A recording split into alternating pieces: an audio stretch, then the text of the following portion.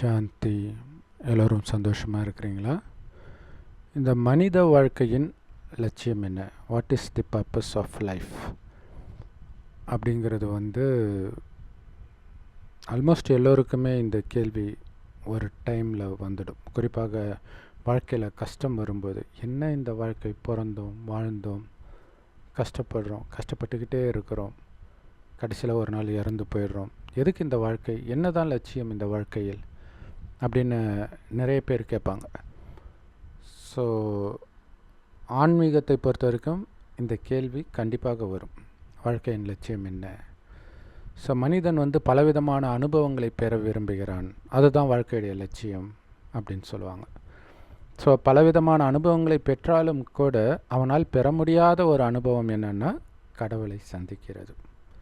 So அதுதான் அவனுடைய இறுதி லட்சியமாக இருக்குது. எல்லா மதத்தை சார்ந்தவர்களுக்கும் கடவுளை பார்க்கணும், கடவுளை அடையணும் அப்படிங்கிற லட்சியம் இருந்துக்கிட்டே இருக்குது. சொர்க்கத்துக்கு போக ஆசைப்படாதவர்கள் கூட கடவுளை பார்க்கணும், கடவுளிடம் போகணும் அப்படின்னு ஆசைப்படுறாங்க. இப்போ இந்த எல்லா விதமான அனுபவங்களை பெற ஆசைப்படுவது அப்படிங்கிறதுல சுகத்தை கொடுக்கக்கூடிய அனுபவங்கள் மட்டுமே பொருந்தது. எல்லா கெட்ட அனுபவங்களையும், துக்கம் கொடுக்கக்கூடிய எல்லா அனுபவங்களையும் பெறணும் அப்படின்னு கண்டிப்பாக யாருமே லட்சியம் வைக்க மாட்டாங்க. ஆக்சுவலாக அந்த மாதிரி அனுபவமே நமக்கு வரக்கூடாது. துக்கத்தை கொடுக்கக்கூடிய அனுபவமே, துக்கத்தை பெறக்கூடிய அனுபவமே இருக்கக்கூடாது அப்படிங்கிறது தான் லட்சியமாக வைப்பாங்க. இன்னும் கரெக்டாக சொல்லணும் அப்படின்னா, ஒரு மனிதன் ஜென்ரலாக இந்த காலகட்டத்திலே நீங்கள் எடுத்துக்கிட்டிங்கன்னா, ஒவ்வொரு மனிதனுடைய வாழ்க்கை என்னவாக இருக்குது? எல்லாருடைய வாழ்க்கையும் சந்தோஷத்தை அடைவதாக இருக்குது.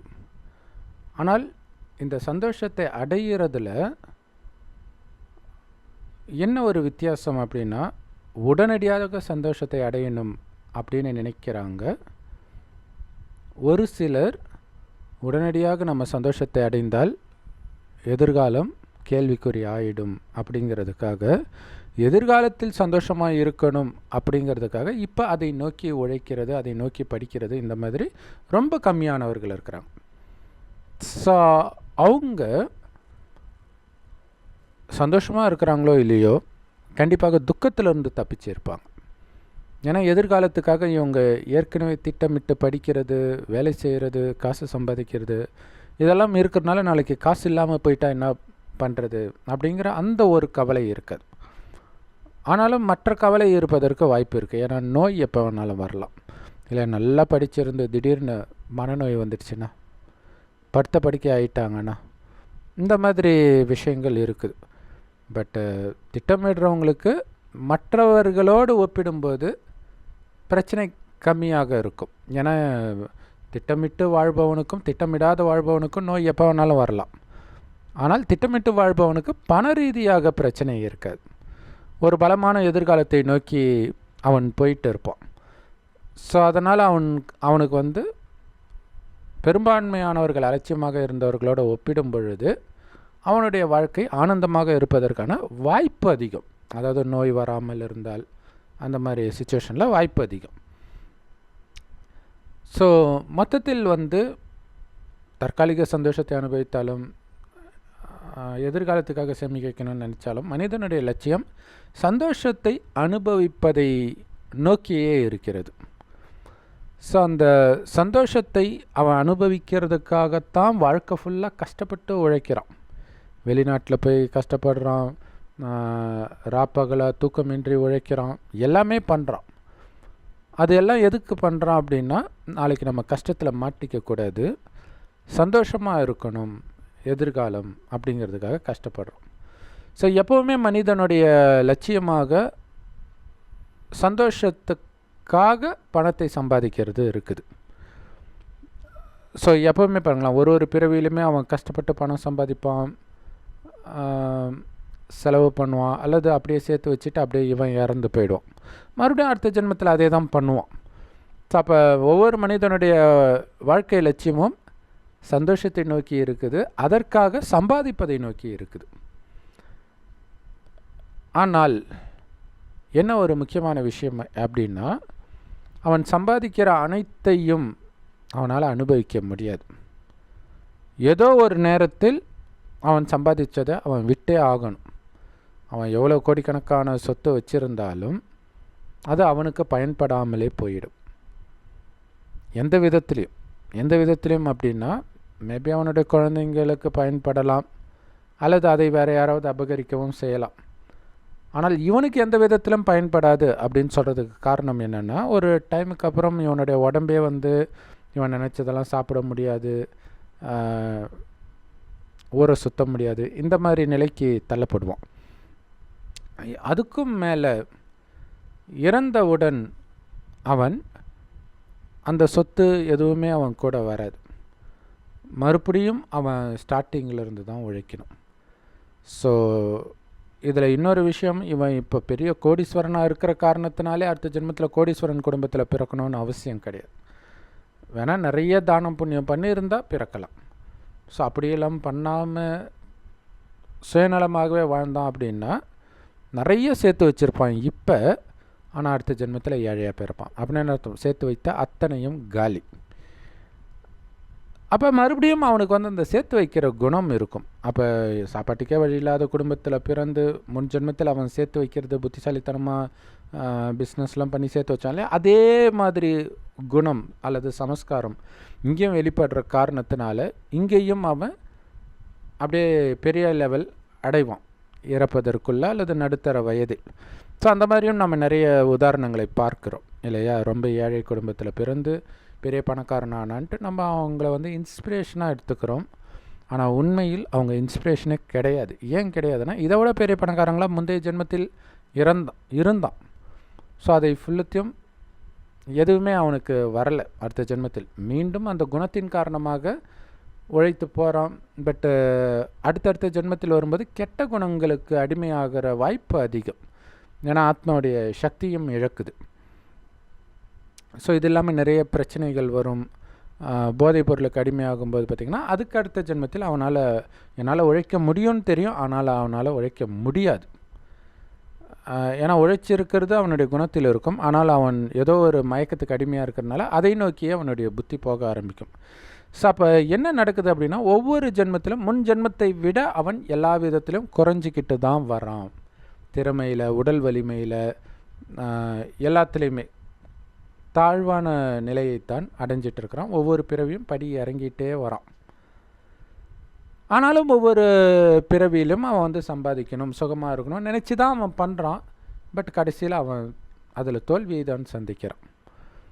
ஏன்னா நிறைய பேருக்கு தானம் புண்ணியம் பண்ணுறவங்க கூட அடுத்த ஜென்மத்தில் கண்டிப்பாக பணக்காரனாக பிறப்பான். ஆனால் அடுத்த ஜென்மத்தில் அதே தானம் புண்ணியம் பண்ணக்கூடிய குணம் இருக்குமா அப்படிங்கிறது ஒரு மிகப்பெரிய கேள்விக்குறி.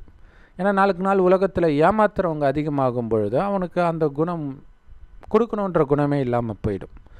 ஸோ ஒரு டைமுக்கு அப்புறம் இவன் கொடுக்கவும் மாட்டான். அதனால் இவனுக்கு அடுத்த ஜென்மத்தில் அது வரவும் செய்ய போகிறதில்லை. இருந்தாலும் இந்த ஜென்மத்தில் நிறைய சேர்த்து வச்சுட்டு சேர்த்து போயிடும். அடுத்தது ஏழையாக இருப்பான். இதில் மனிதனுடைய லட்சியம் சம்பாதிக்கிறதாக இருக்குது. அவனுடைய வாழ்க்கையின் லட்சியம் சம்பாதிக்கிறதா தான் இருக்குது. இது இல்லாமல் அவனுடைய கர்ம கணக்கு பாவம் செய்திருந்தால் அதற்கான தண்டனை வரும். ஸோ அப்போ அந்த தண்டனை காரணமாக பிஸ்னஸில் துரோகம் பண்ணலாம், கூட இருக்கிறவங்களே துரோகம் பண்ணலாம், அல்லது நோய் வரலாம், படுத்த படுக்கையாகலாம். இந்த மாதிரி பாவ கணக்கும் வரும். அதே நேரத்தில் புண்ணிய கணக்கு அதுவும், ஆனால் ஒவ்வொரு ஜென்மத்திலும் புண்ணிய கணக்கு குறைஞ்சிக்கிட்டே இருக்கும், பாவ கணக்கு அதிகமாகிட்டே இருக்கும். அப்படின்னு என்ன அர்த்தம்? அவன் கீழ் நோக்கி தான் போயிட்டே இருப்பான். ஆனால் வாழ்க்கையின் லட்சியமே, உண்மையான லட்சியமே அவனுக்கு ஒரே ஒரு தடவை ஒரே ஒரு ஜென்மத்தில் மட்டுமே கொடுக்கப்படுது. யாரால் கொடுக்கப்படுது தெரியுமா? கடவுளால் கொடுக்கப்படுது. ஏன்னா மனிதர்கள் கொடுக்குற லட்சியம் ஆரம்பத்தில் நல்லா இருந்தாலும் வெற்றியை கொடுத்தாலும் நெட் ரிசல்ட் 0 அல்லது நெகட்டிவில் தான் போயிட்டு இருக்கும். ஆனால் கடவுள் ஒரு லட்சியத்தை கொடுக்கிறார். அவர் வரும் பொழுது, ஸோ அவர் எப்போ வருவார் அப்படின்னா எல்லா மதத்திலுமே இறுதியில் வருவார் அப்படின்னு சொல்கிறது. அப்போ இறுதி அப்படிங்கிறது உலகழிவின் பொழுது வர்றது. ஸோ அப்போ தான் கடவுளே வராரு. என்ன லட்சியத்தை கொடுக்க முடியும்? முதல்ல ஒரு விஷயத்தை சொல்கிறாரு, உலகம் அழிந்தாலும் நீ அழிய மாட்ட, என நீ அழிவற்ற ஆத்மாவே தவிர அழியக்கூடிய உடல் கிடையாது. ஆத்மான்றது உயிர், அது பூர்வமத்தில் நட்சத்திரம் மாதிரி ஜொலிக்கினால்தான் இங்கே போட்டு வைக்கிற பழக்கம் இருக்குது. சரி, இப்போ இந்த ஆத்மாவுக்கு ஒரு லட்சியம் கொடுக்குறார். என்ன லட்சியம் கொடுக்குறார் அப்படின்னா, இந்த உலகம் 5000 வருட காலச்சக்கரத்தில் இயங்குது. இதில் முதல் பாதி சொர்க்கமாக இருக்கும், அடுத்த பாதி நரகமாகும். கரெக்டாக சொல்லணும்னா அனைத்தும் நிரம்பிய உலகமாக கடவுள் படைக்கிறார்.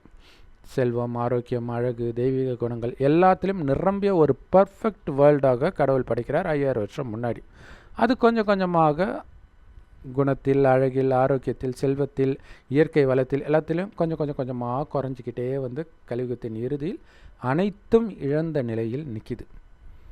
எல்லோரும் அளவற்ற பணக்காரர்களாக இருந்தவங்க இன்றைக்கி அனைத்தையும் இழந்த பிச்சைக்காரர்களாக இருக்கிறாங்க. இந்த நேரத்தில் கடவுள் வரார். எங்கேருந்து வரார்? செம்பொன் நிறமான ஒளி உலகம், இதைத்தான் பரந்தாமம் பரலோகம்னு ஒவ்வொரு மதத்தில் சொல்லுவாங்க. அங்கேருந்து வருகிறார். அந்த இறைவனைத்தான் அல்லான்னு முஸ்லீம்களும், சிவன் இந்துக்களும், பரமபிதான் கிறிஸ்தவர்களும் சொல்கிறாங்க. கடவுள் ஒருவரே. அவர் நம்மை மாதிரி தாயின் கர்ப்பத்தில் குழந்தையாக ஒருபொழுதும் பிறக்காததனால்தான் அவரை யாரும் இதுவரை பார்த்தது கிடையாது. இருந்தாலும் கடைசியில் வருகிறார். எப்படி வர்றாருன்னா, ஒரு வயோதிகர் உடலுக்குள்ளே நேரடியாக பிரவேசிக்கிறார். ஏன்னா மனிதன் அனைத்தையும் இழந்து இருக்கிறான், துக்கத்தின் உச்சத்தில் இருக்கிறான். அப்போவும் வரலன்னா அப்படி ஒரு கடவுள் இருந்து என்ன பிரயோஜனம்? இவ்வளோ நாள் பண்ண பக்திக்கு என்னதான் பலன்? ஸோ அப்போ பக்தியின் பலனை கொடுப்ப கடவுள் வருவார் இல்லையா? ஸோ கடைசி 100 வருடம் ஒரு வயோதிகர் உடலில் வரார். வந்து அவருக்கு பிரம்மான் பேர் வைக்கிறார். அவர் வாய் வழியாக சிவபெருமான் ஞானத்தை கொடுக்கிறார். அந்த ஞானத்தை முரளின்னு சொல்லுவோம். எல்லா பிரம்மகுமாரிகள் ராஜயோக தியான நிலையத்திலும் முற்றிலும் இலவசமாக முரளி கிடைக்குது. யூடியூப் வெப்சைட்ஸில் இருக்குது. அதோட லிங்க் இந்த வீடியோ கீழே டிஸ்கிரிப்ஷனில் கொடுக்குறோம், அவசியம் பாருங்கள். வந்து என்ன லட்சியம் கொடுக்கிறார் அப்படின்னா, சொர்க்கத்தில் அளவற்ற செல்வம், தங்க வைர வைடூரியத்தை கொட்டி கிடக்கும். வைர வைடூரியங்களினால் கட்டப்பட்ட மாட மாளிகையில் வாழ்ந்தோம். சிங்கமும் பசும் ஒன்றா தண்ணி குடிக்கும். சிங்கத்திற்கு கூட இன்னொரு விலங்குக்கு துக்கம் கொடுக்கணுன்ற எண்ணம் இருக்காதுன்னா மனிதர்கள் எவ்வளோ அன்பானவர்களாக இருப்பாங்கன்னு யோசிச்சு பாருங்கள். டெக்னாலஜி ஹையஸ்ட்டு புஷ்ப விமானத்தில் ஏறி உட்கார்ந்தாங்கன்னா அப்படி கண்ணிமைக்கிற நேரத்தில் தமிழ்நாட்டிலேருந்து அமெரிக்கா போகும் அப்படின்னா அது என்ன மாதிரி டெக்னாலஜின்னு பாருங்கள். எல்லாத்துலேயும் உச்சம். அப்படிப்பட்ட உலகம். இயற்கை செழிப்பாக இருக்கும். ஸோ இப்போ வந்து சயின்ஸு உச்சம் மாதிரி தோன்றினாலும் இயற்கை அழிஞ்சிட்டு வரதை பார்க்குறோம். அங்கே இயற்கையும் ஃபஸ்ட் கிளாஸாக இருக்கும், டெக்னாலஜியும் ஃபஸ்ட் கிளாஸாக இருக்கும். துக்கத்தை எதுவுமே கொடுக்காது. இன்றைக்கி பாருங்கள், ஃப்ரிட்ஜ் வெடிக்குது, கார் வெடிக்குது, பைக்கு வெடிக்குது, எதுதான் வெடிக்கலை? எல்லாமே வெடிச்சிட்டு இருக்குது. ஆனால் அங்கே அப்படியெல்லாம் எந்த விதமான விபத்தும் வராது சொர்க்கத்தில். மனிதர்கள் வந்து முதல்ல இந்த மாதிரி பயங்கரமான வெள்ளம் இதெல்லாம் நடக்காது. மனிதர்களை தண்ணியில் மூழ்கி இறக்கிறது, வெள்ளத்தில், இந்த மாதிரி விஷயங்கள் எதுவுமே நடக்காது. துர்மரணமே கிடையாது. 150 வருடம் கம்பல்சரியாக குறைந்தபட்சம் வாழ்வோம் சொர்க்கத்தில். ஸோ அப்படி இருந்த நாம் அனைத்தையும் இழந்தோம். ஆரோக்கியம், ஆயுள், செல்வம் எல்லாத்தையும் இழந்துமே. இப்போ கடவுள் அனைத்தையும் மீண்டும் அடைவதற்கான வழியை கொடுக்கிறார். ஒரு லட்சியத்தையே கொடுக்கிறார். என்ன கொடுக்கிறார்னா, 5000 வருடமாக இழந்த அத்தனையும் முழுவதுமாக பெற்றவர். அதாவது 5000 வருடத்துக்கு தேவையான அனைத்தையும் அதிகமாக பெற்றவர் யார் தெரியுமா? அவர் தான் ஸ்ரீநாராயணன். அவர் தான் சொர்க்கத்தில் பிறக்கிற முதல் குழந்தை, முதல் மகாராஜா. ஸோ அப்படின்னா என்ன அர்த்தம்? அவர் தான் மிகப்பெரிய பணக்காரன் சொர்க்கத்திலே. கரெக்டாக சொல்லணும், இந்த 5000 வருடத்தை ஒரு கல்பனும் முழு கல்பத்திலையுமே மிகப்பெரிய பணக்காரன் அவர் தான். அதனால தான் அவருடைய மனைவி லக்ஷ்மியை வந்து செல்வத்தின் கடவுள் அப்படின்னு நம்ம சொல்கிறோம். மனைவிக்கு எங்கேருந்து செல்வம் வரும்? கணவன்கிட்ட இருந்து தானே வரும். ஸோ அப்படி இருந்த அந்த நாராயணனாக ஆகிறது தான் கடவுள் லட்சியமாக கொடுக்கிறார். நாராயணன் ஆகுங்கள். நரனிலிருந்து, நரன்னா அனைத்தையும் இழந்த கலியுக மனிதன். நாராயணன்னா அனைத்தையும் அடைந்த சத்தியுகத்தின் முதல் மகாராஜா. நரனிலிருந்து நாராயணன் ஆகுங்கள் லட்சியம். எப்படி ஆகுறதுன்ற வழியையும் கொடுக்கிறேன். யார் வேணாலும் ஆக முடியும். என்ன பண்ணணும்? சொர்க்கத்தில் காமம், கோபம், பற்று, பேராசை, அகங்காரம்னா என்னன்னே தெரியாது. அவ்வளோ பரிசுத்தமாக இருந்ததுனால தான் அங்கே சொர்க்கமாகவே இருந்துச்சு. அதுக்கு காரணம் ஆத்மான்ற உணர்விலேயே நிலைத்திருந்து ஒவ்வொருத்தரையும் ஆத்மாவாக பார்த்தாங்க. ஆத்மா தான் கண் வழியாக பார்க்குது, வாய் வழியாக பேசுது, அனைத்து காரியங்களையும் உடல் மூலமாக செய்கிறது ஆத்மா தான் அப்படின்ற உணர்வு சதா ஓடிக்கிட்டு இருக்கும் சொர்க்கத்தில். பிறரையும் ஆத்மான்னு பார்க்கறதுனால சரீர கவர்ச்சியெல்லாம் மயங்க மாட்டான். ஆனால் 2500 வருடம் கழிச்சு என்ன ஆயிடுது, கொஞ்சம் கொஞ்சமாக ஆத்மான்றதை மறந்து உடல் உணர்வுக்கு வராங்க. ஸோ ஆத்மாவில் கவனம் இருக்கும்போது சதா ஆனந்தமாக இருக்கும். ஏன்னா ஆத்மாவுடைய உண்மையான குணமே ஆனந்தம், அமைதி தான். ஸோ ஆத்மாவிலிருந்து கவனம் விலகியதால் உள்ளிருந்து வந்த ஆனந்தம் கட்டாகுது. ஸோ ஆனந்தத்தை வெளியில் தேடுறாங்க. ஸோ வெளியில் கிடைக்கிற ஆனந்தம் எல்லாமே தற்காலிகமானது, ஏமாற்றக்கூடியது. ஸோ இப்போ கடவுள் சொல்கிறாரு, சொர்க்கத்தில் இருந்த சுகம் எல்லாமே போச்சு, இங்கே வந்து துக்கம்தான், விதவிதமான நோய், நம்பிக்கை துரோகம், இயற்கை சீற்றம் எல்லாமே இருக்குது. ஆனால் இப்படிப்பட்ட துக்கம் நிரம்பிய கலியுகத்தில் கூட சத்தியுகத்தில் எப்படி நீங்கள் ஆனந்தமாக இருந்தீங்களோ அதே மாதிரி இப்போவும் இருக்க முடியும், எதுவும் இல்லாமலே. எப்படி? ஏன்னா அங்கே வந்து சொர்க்கத்தில் சுகம் கொடுக்கக்கூடிய விஷயங்கள் தான் எல்லாமே. ஆனால் அவர்களுடைய சுகம் ஆத்மாவில் கவனம் வச்சதுனால வந்தது. ஆத்மா எது? நீங்களே ஆத்மா தான். உடம்பு நீங்கள் கிடையாது. ஆத்மா போட்டிருக்கிற ட்ரெஸ்ஸு தான் இந்த உடம்பு. அந்த உடம்பு நான் தப்பாக புரிஞ்சுக்கிட்டதுனால தான் காம கோபம் பற்று பேராசை அகங்காரத்துக்கு அடிமையாகி நிறைய பாவம் செய்து அனைத்தையும் இழக்கிறோம், அதற்கு தண்டனையாக. இப்போ அனைத்தையும் அடையணும்னா இந்த 5 விகாரத்தை வெல்லணும். அதற்கு காரணமான உடல் நான் என்பதை மறந்து அழிவற்ற ஆத்மா நான்னு ஆத்மாவில் கவனம் செலுத்தணும். ஆனால் அது ஆத்மாவுக்கு இப்போ சக்தி இல்லை, அந்த அளவுக்கு கான்சன்ட்ரேஷன் கிடையாது. வெளியில் உள்ள விஷயங்கள்லாம் டக்குன்னு மயங்க வச்சு ஆத்மாவை விழ வைக்குது. இப்போ அந்த ஆத்மாவிற்கு சக்தி வரணும்னா எப்போவுமே சக்தி நிரம்பியவராக இருப்பவர் கடவுள் சிவபெருமான் மட்டுமே. ஏன்னா அவர் பிறப்பிறப்பு சக்கரத்திலே வரல. உடல் எடுத்திருந்தால் அவரும் சக்தி இழந்திருப்பார். ஆனால் அவர் மட்டும் இந்த பூமியிலிருந்து விலகியே இருக்கிறார். செம்பொன் நிறமான ஒளி உலகத்தில் நட்சத்திரமாக இருக்கார். ஸோ செவ்வானத்தில் நட்சத்திரம் மாதிரி சிவத்தந்தை எந்த அளவுக்கு நீங்கள் நினைவு பண்ணிக்கிட்டே இருக்கிறீங்களோ அந்த அளவுக்கு உங்களுக்கு ஆத்மா நான்ற உணர்வில் நிலைத்திருக்க முடியும். பிறரையும் ஆத்மானு பார்க்க முடியும். தேகத்தின் பக்கமோ வெளி உலக கவர்ச்சியின் பக்கமோ புத்தி போகாது. அதுக்கு அந்த அளவுக்கு இறைவனை நினைக்கணும். இறைவன் கொடுக்கும் ஞானமாகிய முரளியை கேட்கணும். அது ஏற்கனவே நான் சொன்ன மாதிரி பிரம்மகுமாரிகள் ராஜயோக தியான நிலையத்தில் முற்றிலும் இலவசமாக கிடைக்குது. யூடியூப் வெப்சைட்ஸில் இருக்குது. அதோட லிங்க் இந்த வீடியோ கீழே டிஸ்கிரிப்ஷனில் கொடுக்குறோம். அவசியம் பார்த்து பயன்பெறுங்கள். இப்போ எந்த அளவுக்கு இறைவனை தவிர வேறு எதுவுமே உங்கள் புத்தியில் இல்லாமல் அகற்றுறீங்களோ அந்த அளவுக்கு புத்தம் புதிய சொர்க்கத்தின் மிக உயர்ந்த பதவியாகிய ஸ்ரீ நாராயணன் பதவியை நீங்கள் அடைய முடியும். எந்த அளவுக்கு அலட்சியமாக இருக்கிறீங்களோ அந்த அளவுக்கு உங்களுடைய பதவி குறைஞ்சிக்கிட்டே இருக்கும். ஆனால் எப்போவுமே ஒரு ஸ்கூலில் கிளாஸில் வந்து ஃபஸ்ட் ரேங்க் எடுக்கிறது தானே லட்சியம்.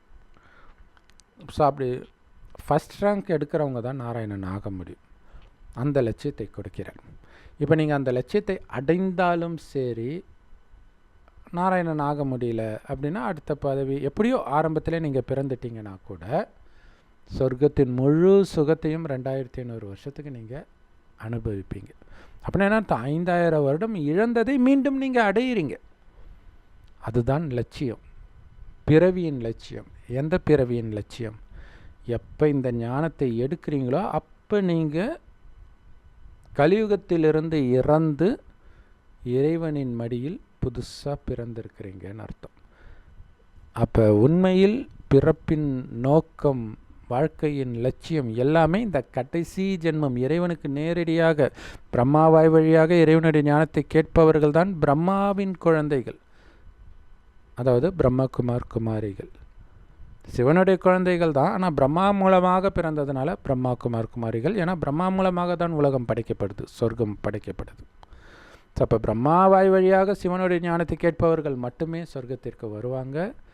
பிரம்மா உடலில் மட்டுமே சிவபெருமான் வருகிறார். ஏன்னா அந்த வயோதிகர் யார் உடலில் வராரோ அவருக்கு சிவபெருமான் பிரம்மான் பேர் வைக்கிறார். கடைசியில் மட்டும்தான் சிவபெருமான் வரார். இது வரைக்கும் வந்தவர்களெல்லாம் அந்தந்த மதத்தை ஸ்தாபனை செய்ய வந்த மதஸ்தாபகர்களே தவிர கடவுள் கிடையாது. அவர்கள் சொன்னது கடவுளுடைய ஞானமும் கிடையாது. பட் கடவுளுடைய ஞானம் அங்கங்கே அவங்கள அறியாமல் வெளிப்பட்டிருக்கலாம்.